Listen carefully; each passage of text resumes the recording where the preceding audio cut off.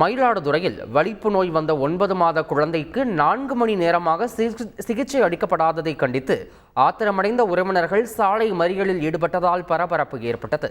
மயிலாடுதுறை சேந்தங்குடி பகுதியைச் சேர்ந்த ரத்தனகுமார் கிருஷ்ணவேணி தம்பதியின் 9 மாத குழந்தைக்கு திடீரென வலிப்பு நோய் ஏற்பட்டுள்ளது.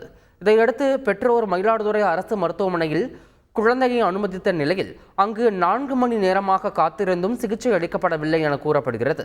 மேலும் மருத்துவமனை நிர்வாகம் அலைக்கழிப்பதாகவும் துண்டு சீட்டில் மருந்து எழுதி கொடுத்து வெளியில் சென்று மருந்து வாங்கி வருமாறு செவிலியர்கள் கூறியதாகவும் சொல்லப்படுகிறது. இதனால் ஆத்திரமடைந்த குழந்தையின் தந்தை ரத்தனகுமார் மற்றும் அவரது உறவினர்கள் மருத்துவமனை எதிரே திடீரென சாலை மறியல் போராட்டத்தில் ஈடுபட்டனர். தகவல் அறிந்து வந்த போலீசார் பேச்சுவார்த்தை நடத்திய போது தள்ளுமுள்ளு ஏற்பட்டதால் பரபரப்பு உண்டானது. இதனிடையே குழந்தைக்கு சிகிச்சை அளிக்கப்பட்டதை அடுத்து போராட்டம் கைவிடப்பட்டது. செய்திகளை உடனுக்குடன் தெரிந்து கொள்ள உடனே சப்ஸ்கிரைப் பண்ணுங்க.